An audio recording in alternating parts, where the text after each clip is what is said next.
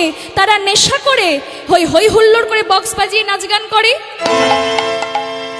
করে না। তারা তাদের ধর্মকে সম্মান করে, তাদের সংস্কৃতিকে সম্মান করে। আর আমরা হিন্দু ধর্মের লোক হয়ে কি করি? এমন সমাজে অরাজকতা এসেছে বর্তমানে, বেশিরভাগ, সবাইয়ের কথা বলছি না, কিন্তু বেশিরভাগ মানুষ এমন সামাজিক অরাজকতা করে যে দেখে বাঙালি হিসেবে নিজেদের লজ্জা লাগে বাবা। আজকালকার আপনারা ছোট্ট ছেলেকে জিজ্ঞাসা করুন যে হ্যাঁ রে মহাপ্রভুর জন্মদিন কবে, সে বলতে পারবে না।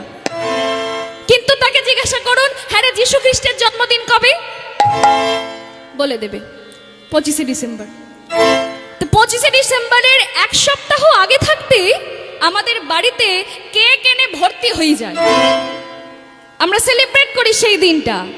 অথচ আমাদের ভগবানের যেদিন জন্মদিন, স্বয়ং মহাপ্রভুর যে আবির্ভাব তিথি, সেই দিন আমরা আমাদের সন্তানদের হাতে একটা মালা তুলে দিয়ে বলি না যে ওরে আজ মহাপ্রভুর জন্মদিন, এই মালাটা গিয়ে মহাপ্রভুর গলায় পরিয়ে দে। আমরা সংস্কৃতিকেই ভুলতে বসেছি। আমি অন্য কোনো ধর্মকে অসম্মান করছি না বাবা, আমি কোনো ধর্মকে অপমান করছি না, সব ধর্ম সমান। কিন্তু নিজের ধর্মটাকে জলাঞ্জলি দিয়ে অন্যের ধর্মাচার পালন করা, এটাই কি কালচার?